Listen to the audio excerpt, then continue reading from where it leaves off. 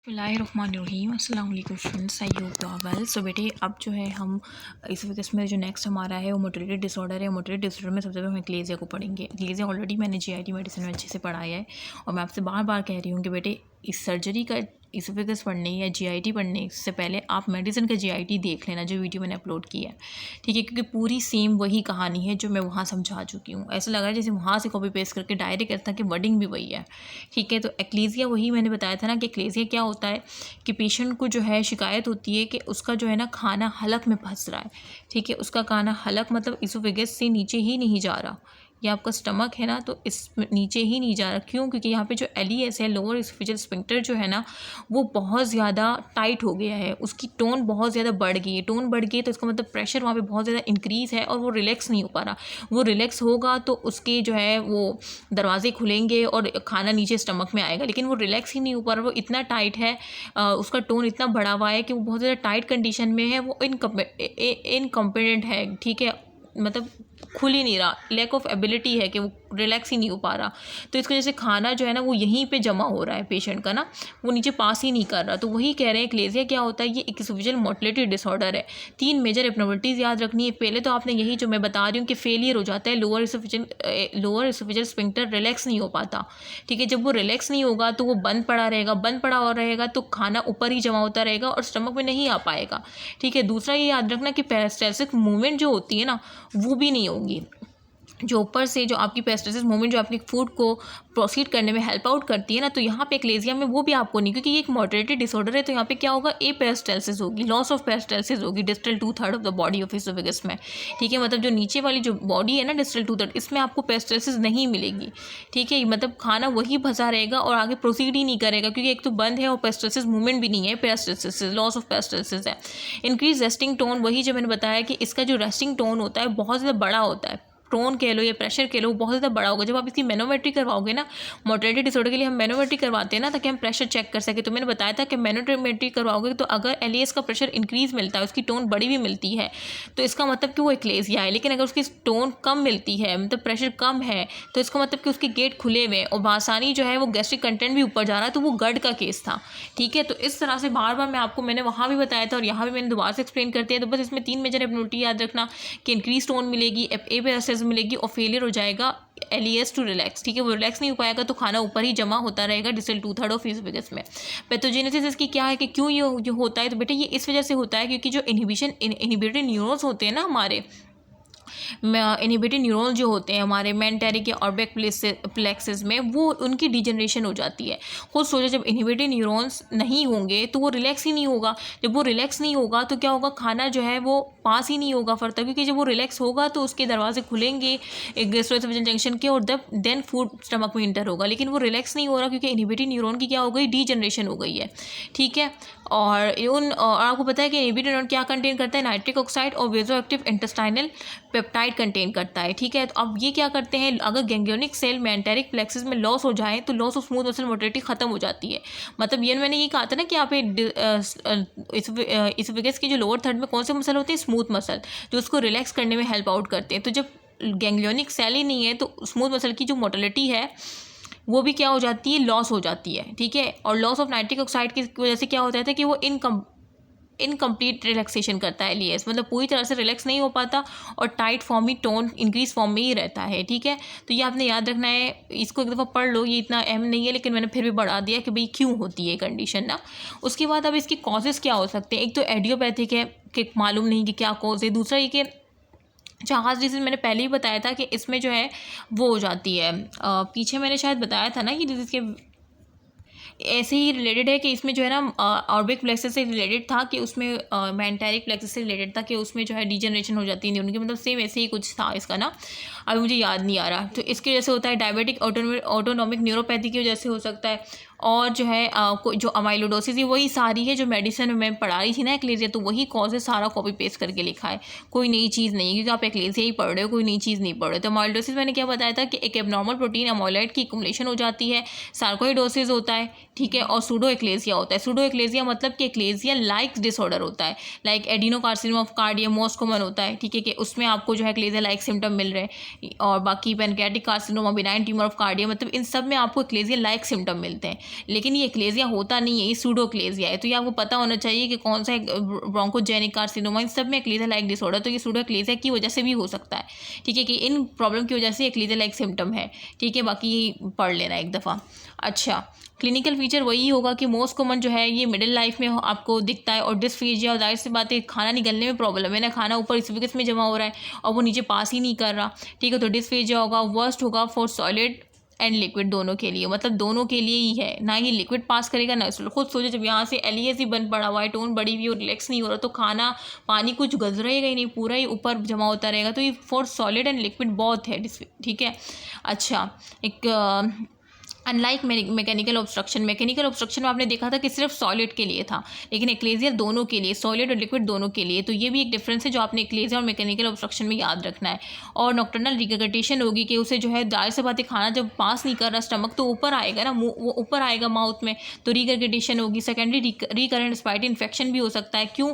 जब खाना यहाँ पर जमा होता रहेगा तो क्या होगा, उस खाना जमा होने की वजह से एक कोई भी इन्फेक्शन हो सकता है बासानी, ठीक है, और वो एक्सपायरेशन भी हो सकती है उसकी, ठीक है।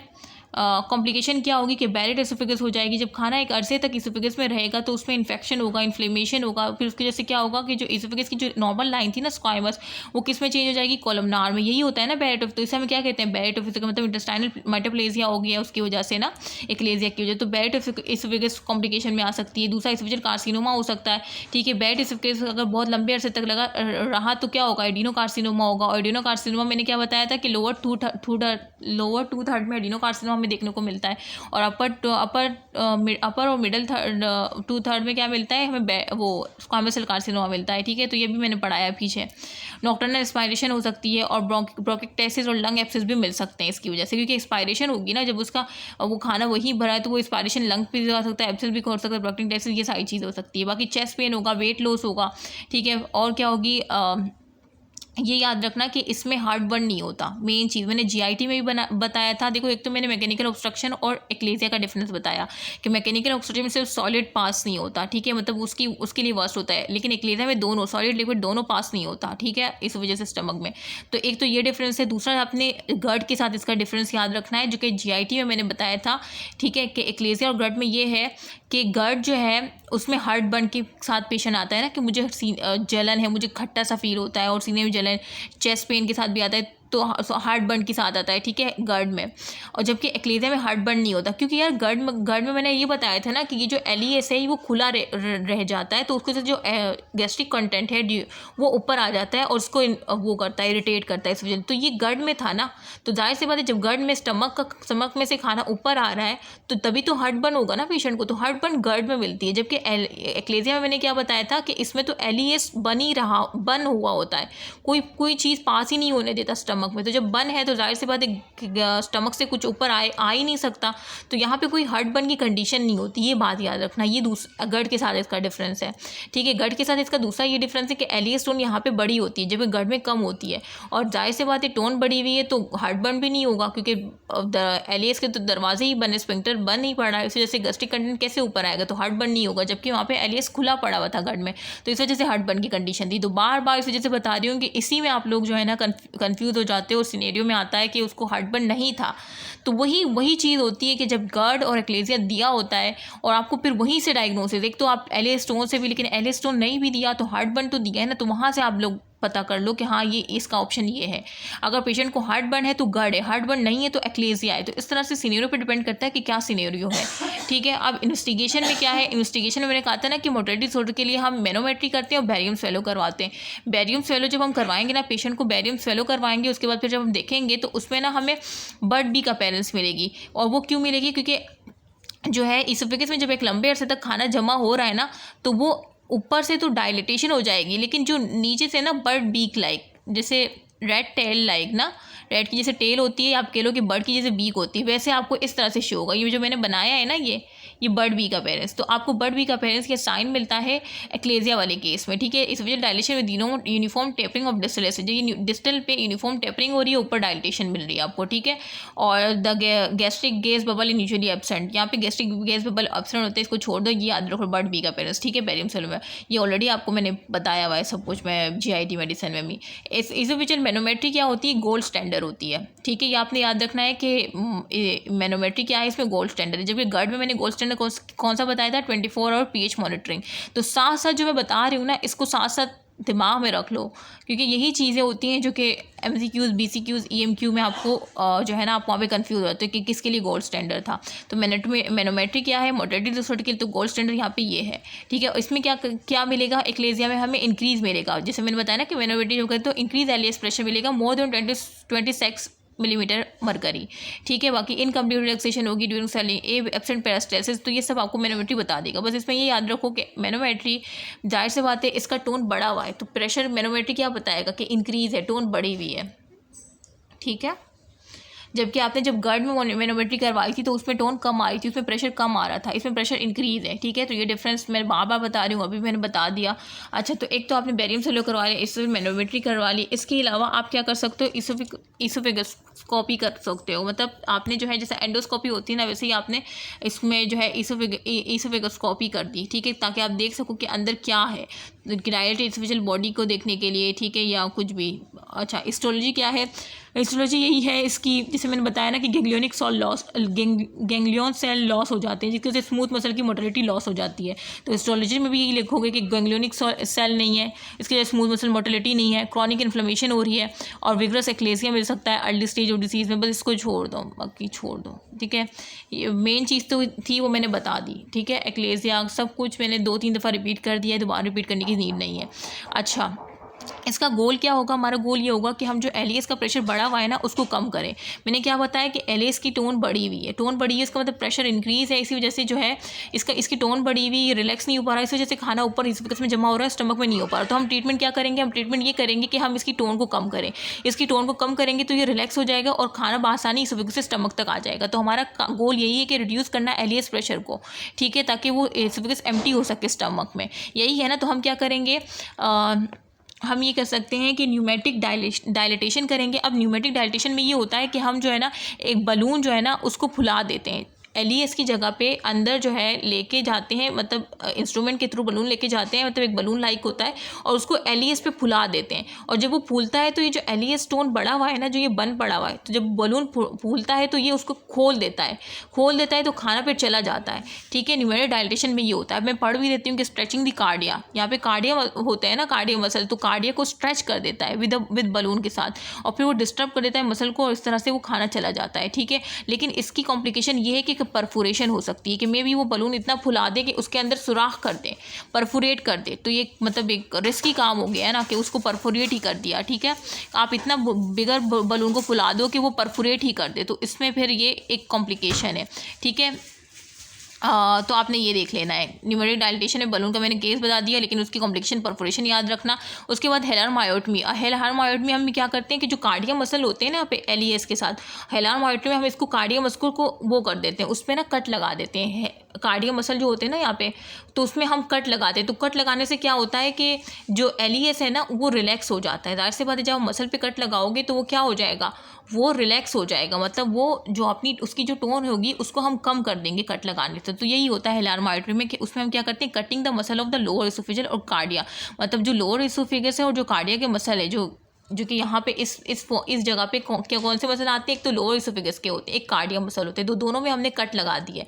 हेलार मायोटमी में ये करते हैं, जो कट लगाने से क्या होगा कि ये LES खुल जाएगा, जब ये खुलेगा तो खाना आ जाएगा, तो हेलार मायोटमी में हम ये करते हैं, ठीक है। बाकी आप खुद ही पढ़ लो, लेकिन हेलार मायोटमी जब आप कट लगा के खोल देते हो, खाना तो आ जाता है स्टमक में, लेकिन क्या होगी कॉम्प्लिकेशन, कि फिर क्या होगा कि रिफ्लक्स भी हो सकता है। जब खाना आपने कट लगा दिए ताकि खाना इसोफेगस से यहाँ तक आ जाए, वो आ तो जाएगा, लेकिन इन फ्यूचर क्या होगा कि वही खाना स्टमक से ऊपर भी जाएगा, क्योंकि आपने उसमें कट लगा दिया, वो खुला ही रह गया है, ठीक है। अब वो खुला ही रह गया, अब पेशेंट क्या आएगा, गट की कंडीशन के साथ आएगा कि मुझे हार्ट बर्न हो रहा है, क्यों, ठीक है, मुझे जो है हार्टबर्न हो रहा है, मुझे ये हो रहा है, तो हम समझ जाएंगे कि जो हमने हिलार मायोटमी जो हमने प्रोसेस किया था, कार्डियक कट लगाया, मतलब कार्डियो और लोअर के मसल पे कट लगाए थे ताकि इसोफेगस खाली हो सके स्टमक में। लेकिन अब क्या हो रहा है, पेशेंट की वो कंडीशन तो रिजॉल्व हो गई, लेकिन वो हार्टबर्न गट की कंडीशन के साथ आ गया। तो आपने इसमें देखो क्या कॉम्प्लिकेशन याद रखनी है, गैस्ट्रोएसोफेजियल रिफ्लक्स की कंडीशन याद रखनी है, ठीक है।